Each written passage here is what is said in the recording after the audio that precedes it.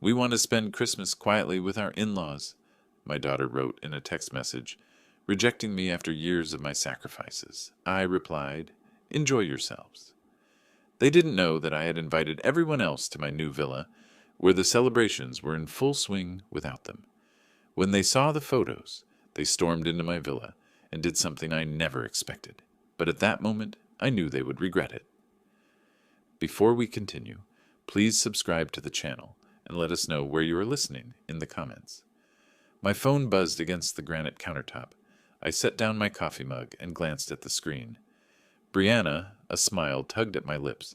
My daughter finally responding about Christmas dinner plans. The words hit me like a physical blow. We want to sit quietly for Christmas with the in-laws. I read it again, then again. The morning sunlight streaming through my kitchen windows seemed to mock the darkness that had just invaded my perfectly planned retirement. My grip tightened on the phone until my knuckles went white. 30 years, 30 goddamn years of being there for every crisis, every need, every want. The memories flooded back with brutal clarity. Her college tuition at Emory. $60,000 a year when she changed majors 3 times. Daddy, I really think psychology is my calling now. Then communications, then business. I paid every bill without complaint. The wedding to Cody. My contribution alone was $45,000. We want it to be perfect, Dad. It's a once-in-a-lifetime day.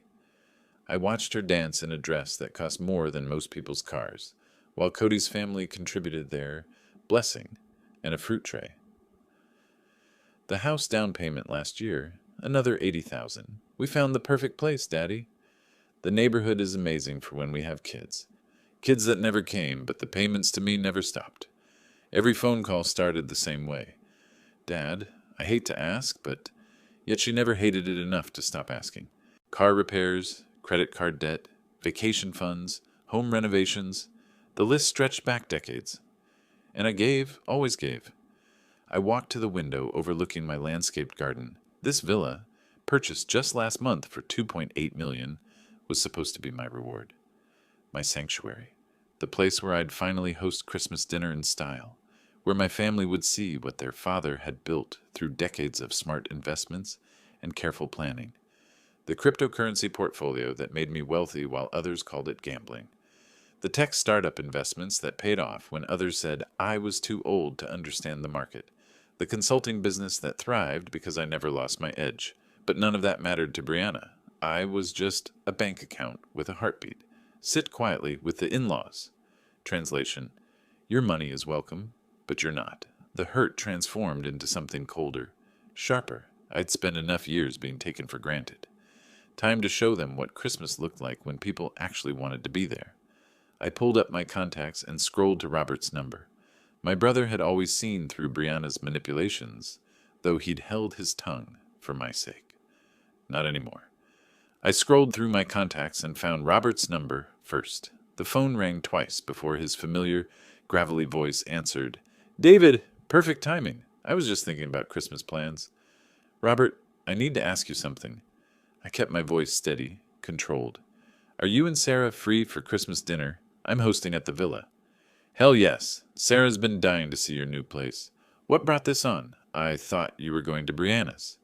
I glanced at the SMS still glowing on my phone screen. Change of plans. She's sitting quietly with the in-laws. The silence stretched for several heartbeats. Then Robert's voice came back, sharp with anger. That ungrateful little... Robert, you're right. But damn it, David. How long are you going to let her treat you like an ATM? Not anymore. The words felt foreign on my tongue. But right. Will you call Mark and Janet? Tell them they're invited too, and the Hendersons, if they're in town. Consider it done. You know what? This is going to be the best Christmas dinner you've ever hosted. People who actually appreciate what you've done for them. After I hung up, I walked through my empty villa with new eyes. The formal dining room that could seat 12, the chef's kitchen with its double ovens and warming drawers, the entertainment room with its massive fireplace and panoramic windows. This wasn't just a house. It was a statement, and it was time to make it. The next call went to Tom Richardson, my former business partner who'd helped broker the Samsung deal that netted me 7 figures. Then Patricia Webb, who'd been there when my startup went public. People who'd witnessed my successes, not just my checkbook. Tom Richardson speaking. Tom, it's David Collins. I hope I'm not catching you at a bad time. David, never a bad time for you. What's up? I explained the situation briefly. Christmas dinner at my place. Close friends only. December 23rd at 6. Tom's enthusiasm was immediate and genuine. Are you kidding? Linda and I have been hoping for an invitation to see the famous villa. She's still talking about the housewarming photos you sent. Count us in absolutely. Each conversation reinforced what I'd forgotten. I had friends, real ones, people who valued my company, not my contributions to their bank accounts. I moved from the kitchen to my home office, pulling out a yellow legal pad to organize the menu. Prime rib, I'd order it from Morton's. Roasted vegetables, twice-baked potatoes, Caesar salad, and Patricia's famous tiramisu, if she agreed to bring it. Wine from my cellar, the 2018 Caymus Cabernet I'd been saving for a special occasion. This qualified.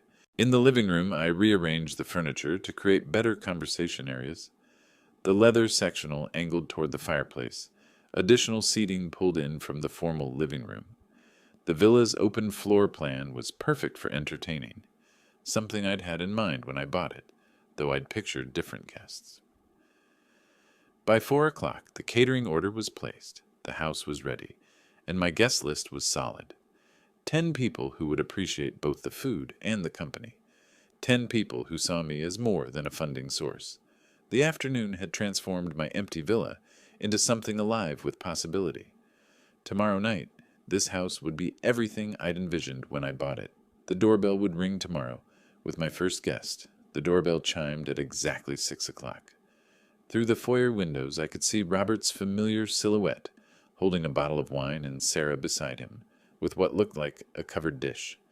I opened the door to my brother's broad grin and Sarah's immediate gasp of appreciation. Jesus, David! Robert stepped inside and looked around the 2-story entryway with its curved staircase and crystal chandelier. Photos don't do this place justice. Sarah was already moving through the space, her eyes taking in every detail. The millwork alone must have cost a fortune. And these windows, she gestured toward the floor-to-ceiling glass overlooking the gardens. It's like something out of Architectural Digest.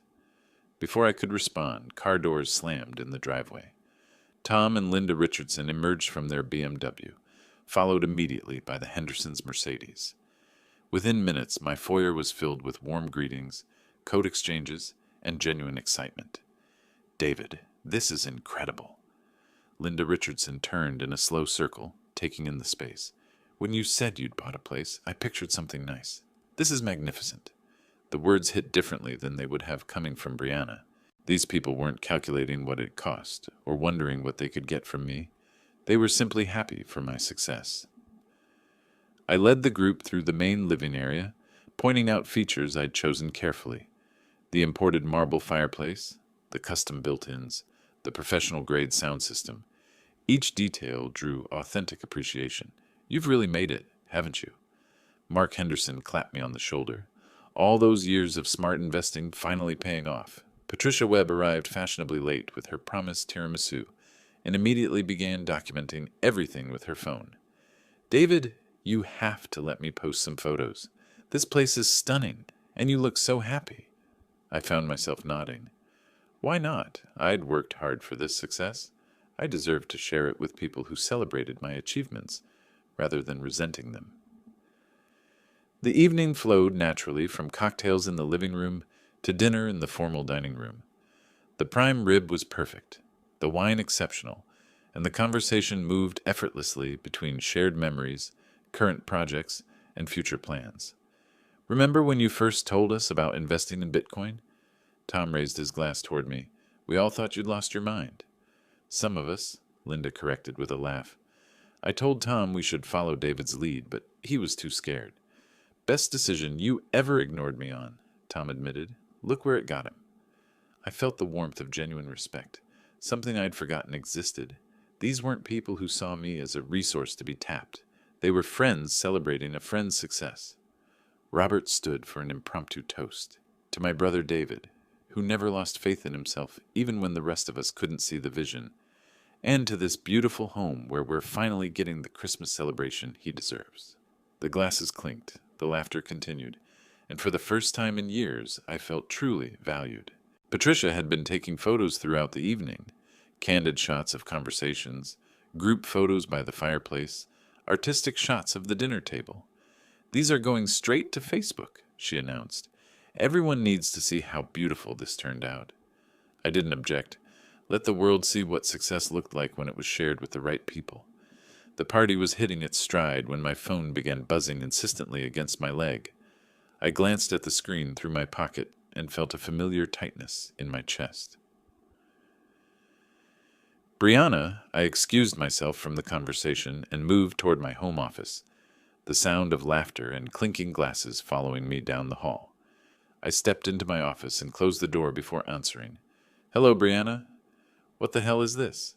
Her voice was sharp, angry. No greeting, no pleasantries. "Patricia Webb just posted photos of some party at your house, with Robert and everyone." I leaned against my desk, processing her tone. She'd seen the social media posts. "It's Christmas dinner. You said you wanted to sit quietly with the in-laws." "I never said that."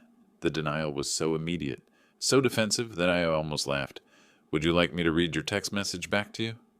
Silence. Then, "That's not what I meant. We want to sit quietly for Christmas with the in-laws." I read the exact words from my phone screen. What part of that was unclear? "You're being deliberately obtuse. You knew what I meant." Actually, I didn't.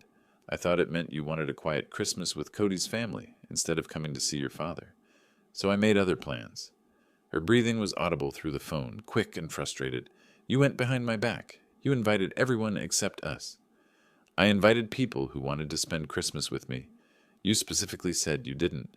Where did this house even come from?" The question came out in a rush, revealing what was really bothering her. "How can you afford a place like this? Where did this money come from?" There it was. Not heard about being excluded from Christmas dinner. Shock about wealth she didn't know existed. Money she couldn't control. "I've been successful, Brianna. More successful than you realized, apparently." "Successful how? You never told me about any house purchase, about having this kind of money." I felt something shift inside me, a cold clarity I hadn't experienced in years. "I don't owe you a financial report. I'm a grown man who made good investments and built a successful consulting business. This house is the result of 30 years of hard work." "But Dad—" "No?" The word came out sharper than I'd intended. "I won't be guilted for celebrating with people who appreciate me. I won't apologize for having success you didn't know about. And I won't pretend that your text message meant anything other than what it clearly stated." The silence stretched between us, filled with years of unspoken resentment, finally finding voice. "You're being spiteful," she said finally. "This is because I can't come to dinner one time. This is because for 30 years I've been nothing more than a bank account to you. Because every conversation starts with what you need from me, never with what you can give back. Because you take my support for granted, while showing me no respect." "That's not true. When was the last time you called just to see how I was doing?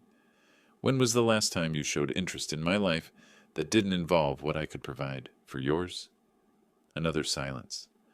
"Longer this time. I have friends here tonight who are genuinely happy for my success, who celebrate my achievements instead of calculating what they can get from them.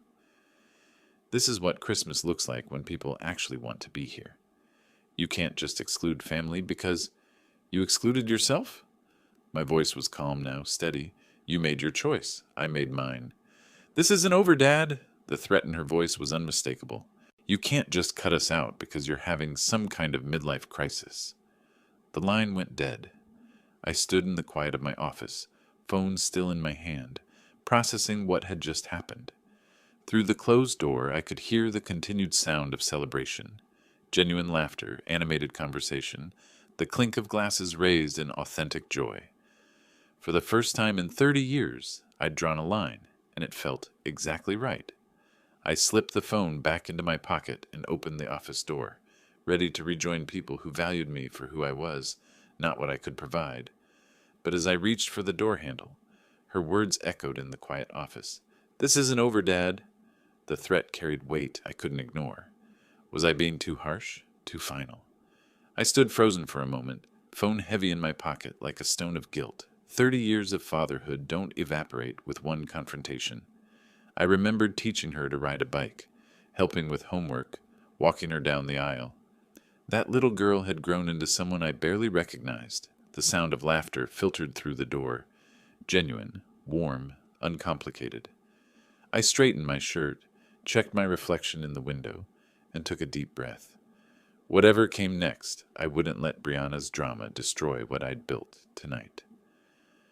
I opened the door and stepped back into the warmth of celebration. The contrast hit me immediately. The cold isolation of conflict versus this atmosphere of authentic connection. Robert noticed me first. His expression shifted from jovial host to concerned brother in seconds. "David, everything okay?" I nodded toward the kitchen, and he followed me away from the other guests. The hum of conversation provided enough cover for privacy. "She called," I said simply. Robert's jaw tightened. "What did she say?" "She saw Patricia's photos on Facebook, accused me of going behind her back, wanted to know where the money for this place came from." I leaned against the granite counter where this morning had started. "She denied ever saying she wanted a quiet Christmas." "Of course she did."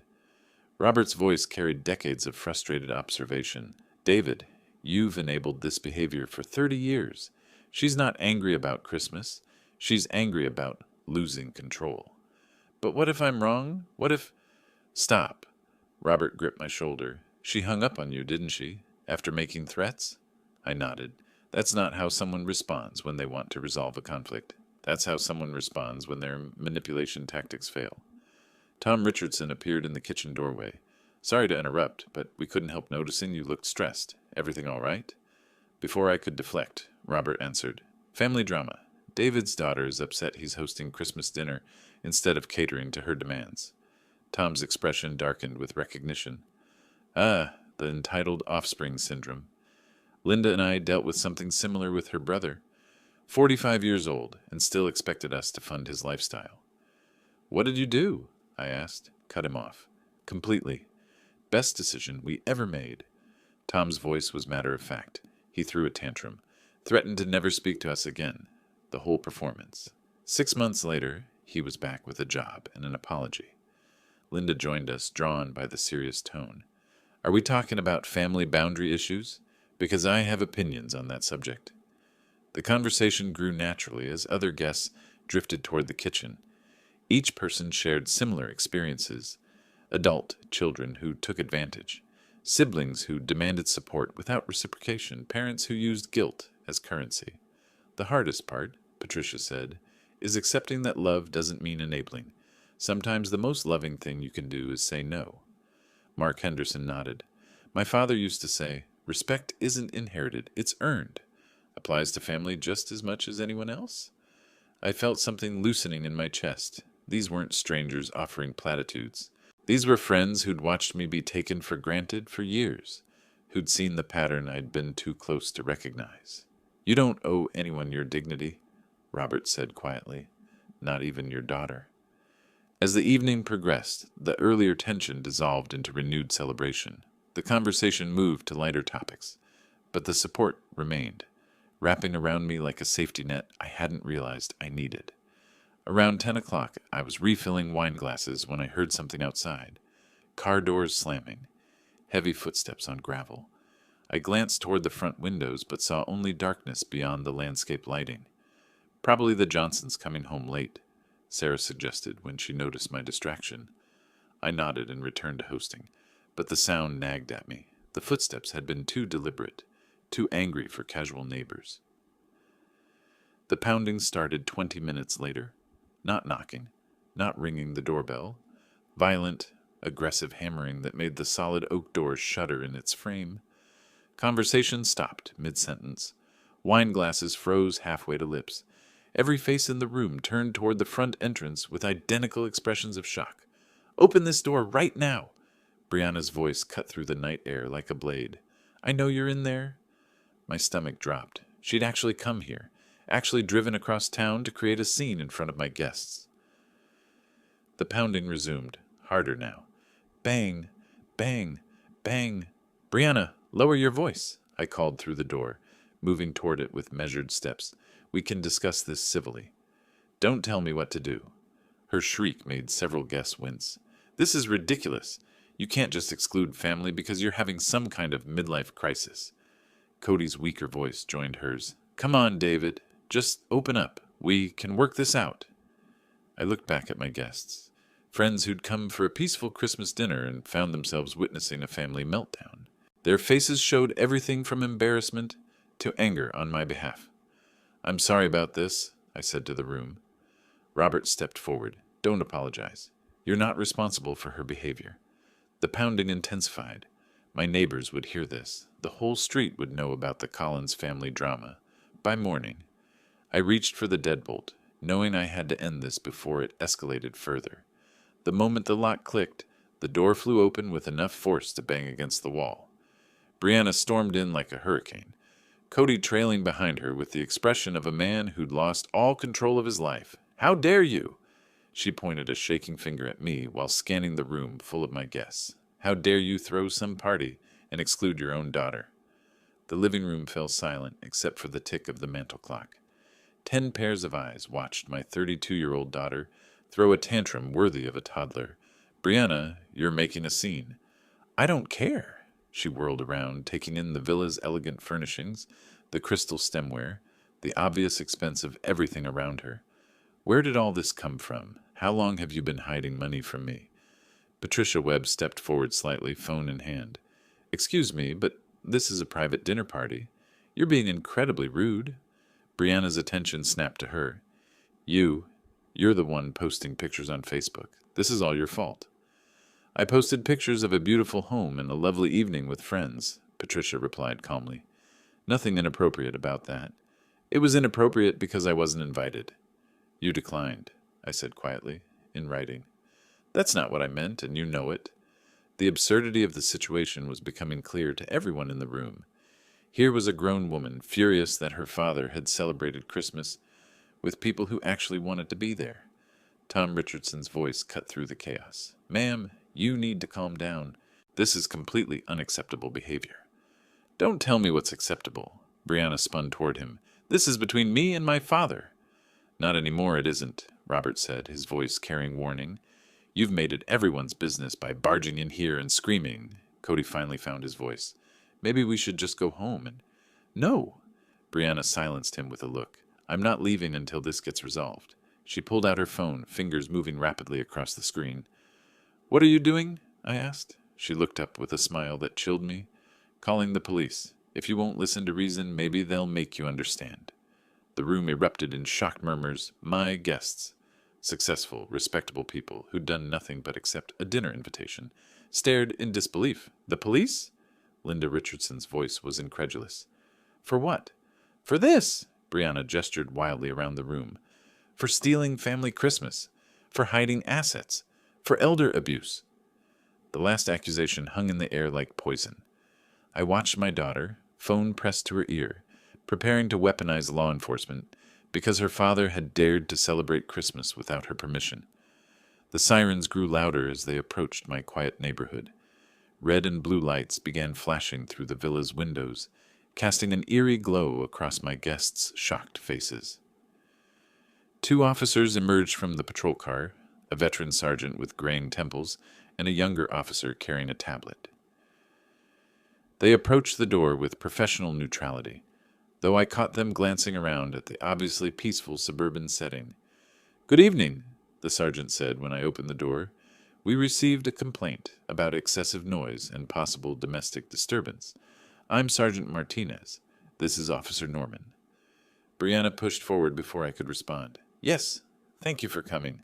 They're having this loud party and completely harassing me. Sergeant Martinez's experienced eyes took in the scene. A well-dressed group of adults holding wine glasses, soft jazz playing in the background. No evidence of excessive noise or disturbance. Ma'am, can you step outside, please? Sir, is this your residence? Yes, it is. I kept my voice calm and respectful. This is a quiet dinner party with family and friends. The sergeant nodded to his partner, who began taking notes. How many people are inside? 10 guests total. We've been having Christmas dinner. The noise level seems quite reasonable now, Officer Norman observed, glancing at his watch. Nearly 11 p.m. and I can barely hear conversation from out here. Brianna's voice rose frantically. It was much louder earlier. They were being completely inappropriate for a residential area. "Ma'am, what's your relationship to the homeowner?" Sergeant Martinez asked. "He's my father, and he's been excluding me from family events. This is elder abuse." The accusation hung in the air like a toxic cloud. I felt my guest's sharp intake of breath behind me. "Sir, do you feel you're being abused or threatened in any way?" the sergeant asked me directly. "No, officer. I'm hosting a voluntary gathering of friends and family in my own home." Robert stepped forward. "Officers, I'm David's brother. My daughter received a text message this morning saying she wanted a quiet Christmas with the in-laws instead of joining family. So David invited people who actually wanted to celebrate with him." "You have this text message?" Officer Norman asked. Robert pulled out his phone and showed them the SMS thread David had forwarded to him earlier. Sergeant Martinez read it carefully. "So you declined the invitation in writing, ma'am?" "That's not what I meant." Brianna's voice cracked with frustration. He completely misunderstood. "The message seems pretty clear," Officer Norman said diplomatically. Cody finally spoke up, his voice weak and uncomfortable. "Maybe we should just go home and sort this out privately." "No," Brianna spun on him. "They need to understand this is inappropriate." Tom Richardson approached from inside. "Officers, I'm sorry you were called out for this. We've been having a perfectly quiet evening. Most of us are in our 60s and 70s. Hardly a rowdy crowd." The sergeant's expression suggested he was reaching the same conclusion. "Sir, have any neighbors complained about noise?" "Not that I'm aware of," I replied. "We haven't received any other calls about this address tonight," Officer Norman confirmed, checking his tablet. "How did you know about this gathering, ma'am?" Sergeant Martinez asked Brianna. "I saw photos on Facebook." The officers exchanged a look that spoke volumes about their assessment of the situation. "Ma'am, you called in a noise complaint about an event you learned about through social media?" Brianna's face flushed red. "It's the principal? This is harassment." "Sir," the sergeant addressed me, "you have every right to entertain guests on your own property, provided you're not violating noise ordinances. From what we can observe, you're well within reasonable limits." "What about the elder abuse?" Brianna demanded desperately. Sergeant Martinez looked at me with professional assessment.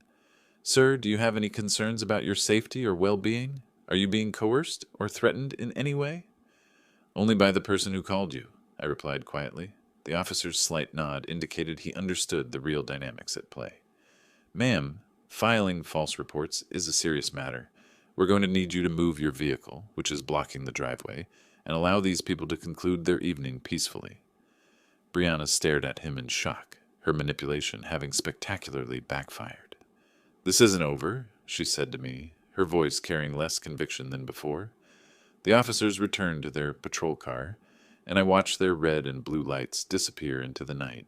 Brianna stood on my doorstep, deflated and humiliated.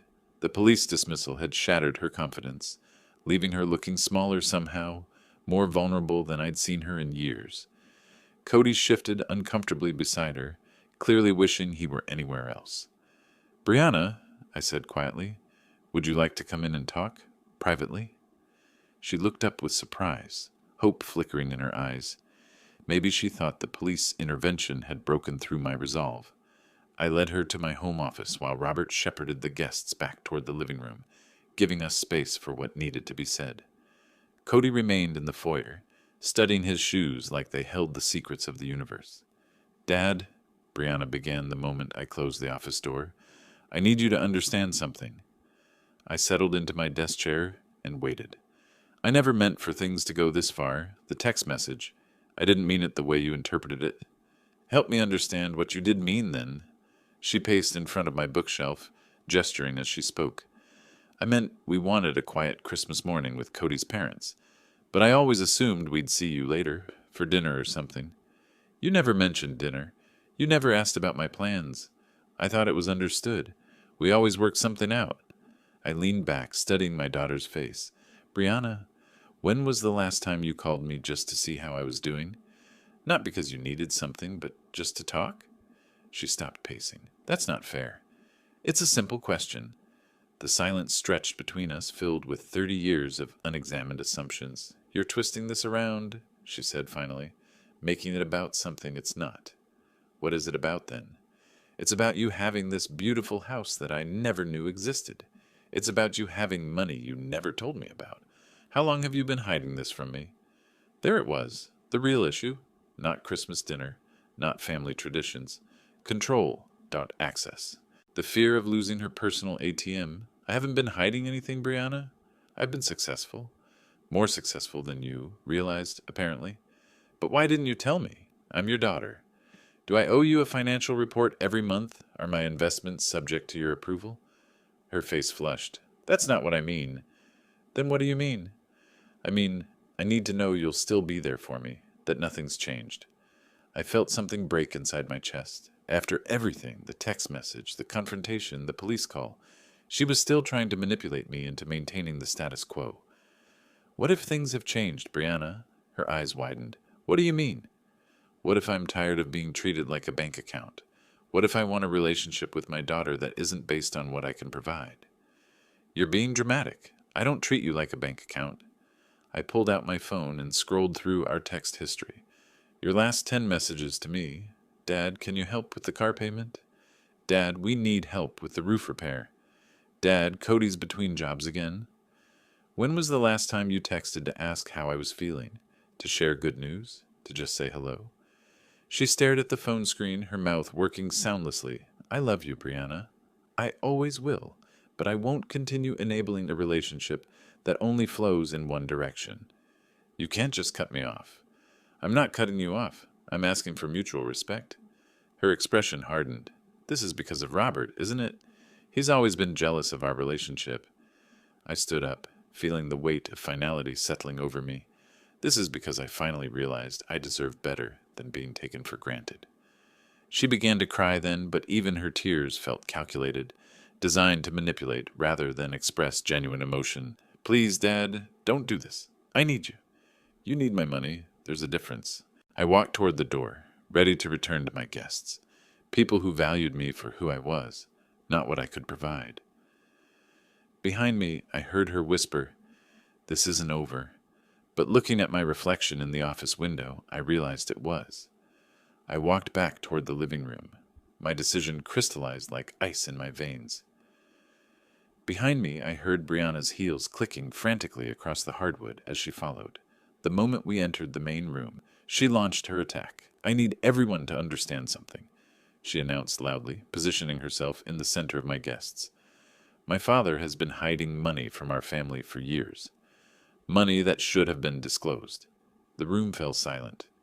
10 pairs of eyes shifted between us, watching this desperate performance with growing discomfort. Brianna, I began. No. She spun to face Tom Richardson. Did you know he bought this house without telling his own daughter? $2.8 million. Where do you think that money came from? Tom's eyebrows rose. From his investments and hard work, I imagine. Same place my money comes from. You don't understand. He's been manipulating financial records, hiding assets. That's enough. Robert stepped forward, his voice carrying warning. You're making accusations you can't support. I can support them. He's been stealing from family accounts to fund this lifestyle. Patricia Webb laughed, actually laughed. Brianna, your father showed us his portfolio 3 years ago when he was considering retiring. Every penny came from legitimate investments he made decades before you were born. She's right, Mark Henderson added. David, didn't you get into Bitcoin when it was under $100? I nodded, purchased my first coins in 2011. And the tech startup investments? Linda Richardson prompted. Multiple companies starting in 2015. 3 went public. 2 were acquired. Brianna's face flushed as the mathematical reality hit the room. My wealth wasn't mysterious or stolen. It was well documented and witnessed by people who'd known me for decades. But he never told me, she protested. Why would he? Sarah spoke for the first time, her voice cutting. You've never shown interest in his life unless you needed something from him. The brutal truth hung in the air. Even Cody shifted uncomfortably, finally understanding how his wife appeared to others. That's not true, Brianna's voice cracked. I've always cared about my father. When? Robert challenged. When was the last time you called to ask about his health, his happiness, his plans? Silence. When was the last time you invited him to your house for dinner? Patricia added. More silence. When was the last time you celebrated one of his achievements without calculating what you could get from it? Tom's question landed like a physical blow. Brianna looked around the room, seeing her isolation complete. Even her husband couldn't meet her eyes. You don't understand our relationship, she whispered desperately. We understand it perfectly, I said quietly, and that's the problem. I took a breath, feeling the weight of 30 years lifting from my shoulders. I want you both to leave my home and never return. The words dropped into absolute silence. Brianna stared at me as if I'd spoken in a foreign language. You can't be serious. I've never been more serious about anything in my life.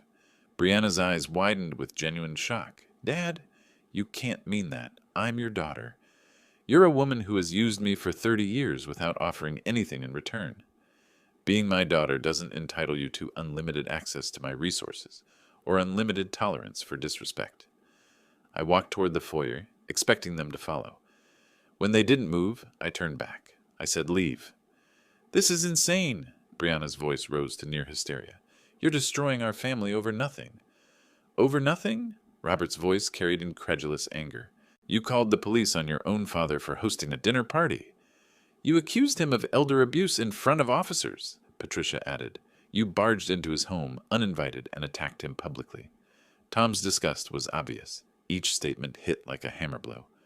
Brianna looked around the room desperately, seeking any supportive face. Cody, tell them. Tell them this is wrong. Her husband looked at her for a long moment, then at me. Brianna, we should go.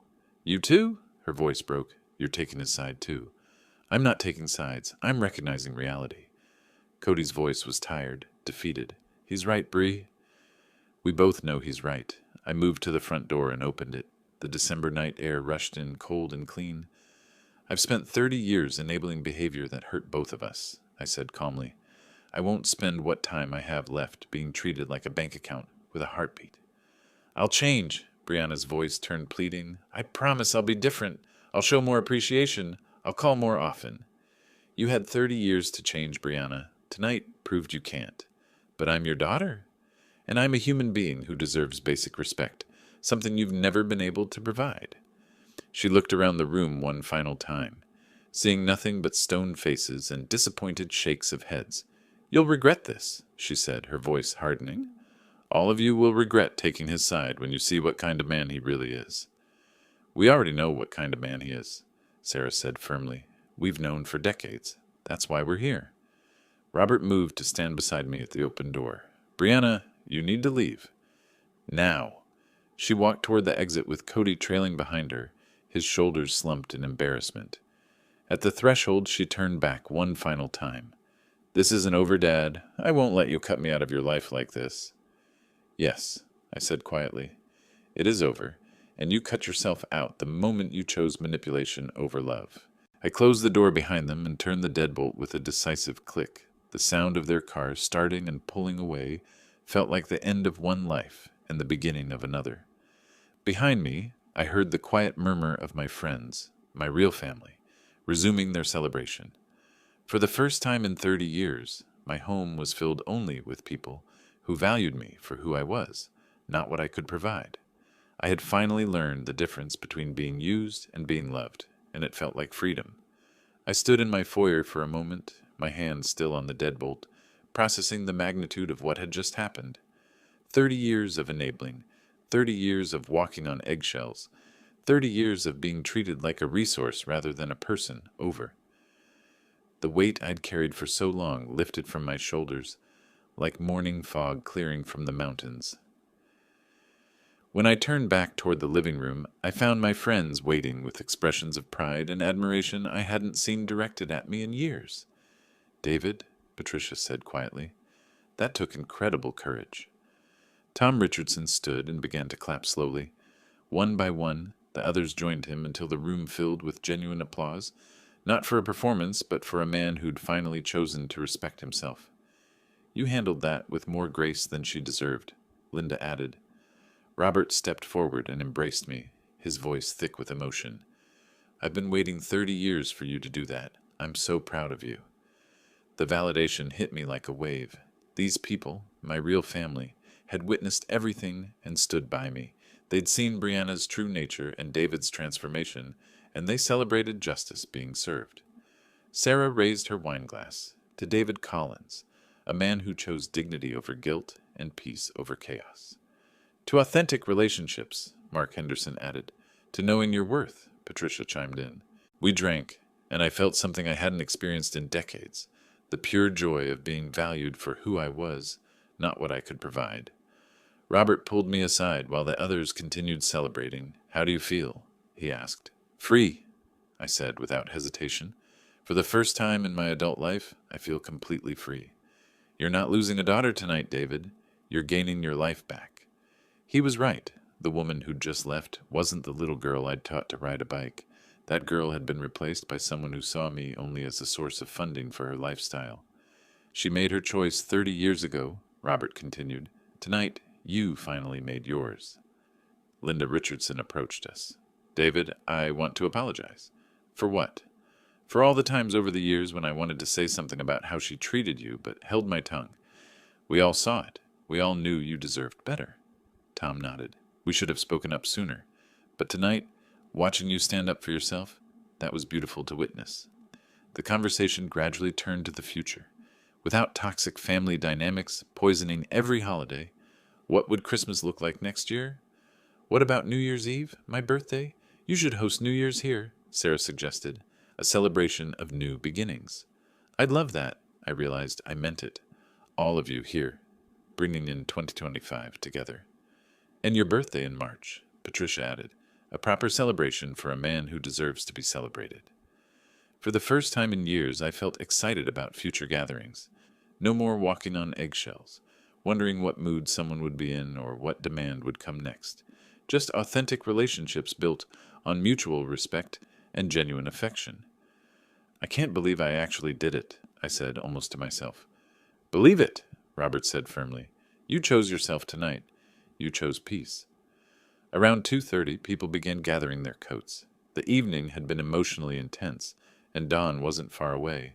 Thank you, I said to each person as they prepared to leave, for witnessing this, for supporting me, for being my real family. The hugs were warmer, longer than usual. These weren't just social obligations. These were bonds forged in truth and strengthened by justice. As the last car pulled out of my driveway, I walked back into my villa, truly my sanctuary now. The house felt different, larger somehow, as if removing toxic energy had physically expanded the space. I walked through rooms that were finally completely mine. No guilt, no manipulation, no strings attached.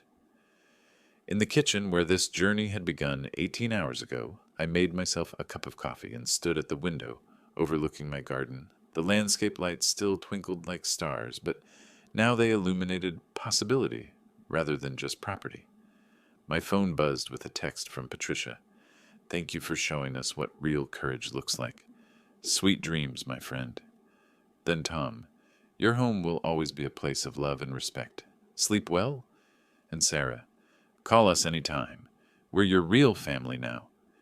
Each message felt like a warm embrace, confirmation that I'd made the right choice. I thought about my resources, the investments, the villa, the financial freedom I'd worked decades to achieve.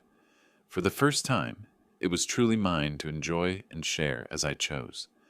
No more guilt about not being fair to someone who'd never shown fairness to me. I could travel now. Take that river cruise through Europe I'd always wanted to experience. Visit the vineyards in Tuscany. Maybe take a cooking class in Paris. The world felt open in ways it hadn't since I was young. Or I could stay here and create the kind of home I'd always dreamed of. One filled with laughter instead of tension, appreciation instead of demands, love instead of obligation. The eastern windows began to glow with the first hint of dawn. Christmas Eve was beginning, and for the first time in 30 years, I was genuinely excited about the holiday. No walking on eggshells, no careful gift selection to avoid criticism, no calculating how much money would be enough to keep peace. Just the simple pleasure of celebrating with people who wanted to celebrate with me. My phone rang. Robert, checking on me. How are you holding up? He asked. Better than I've felt in decades, I answered honestly. I keep waiting for the guilt to hit, but it's not coming. It won't. Guilt requires wrongdoing, and you did nothing wrong tonight except protect your dignity. I think I'll spend Christmas Day alone, I said, not lonely. Alone. There's a difference. There absolutely is, and you've earned the right to peaceful solitude. After we hung up, I stepped onto my terrace as the sun crested the horizon. The December air was crisp and clean, carrying the promise of new seasons ahead. At 63, I was finally beginning my authentic life. The years ahead stretched before me, filled with possibility rather than obligation, respect rather than exploitation, joy rather than guilt. I thought about calling that travel agent later today, maybe booking a trip to Ireland for St. Patrick's Day or Australia for their autumn.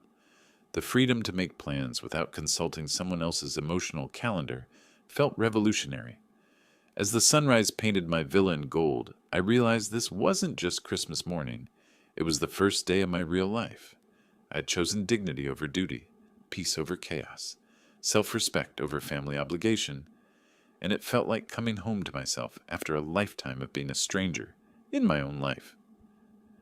The best gift I'd ever given myself was the courage to demand the respect I'd spent 63 years earning.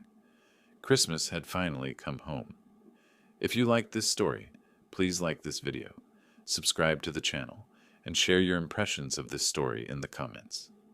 To listen to the next story, click on the box on the left. Thank you for watching.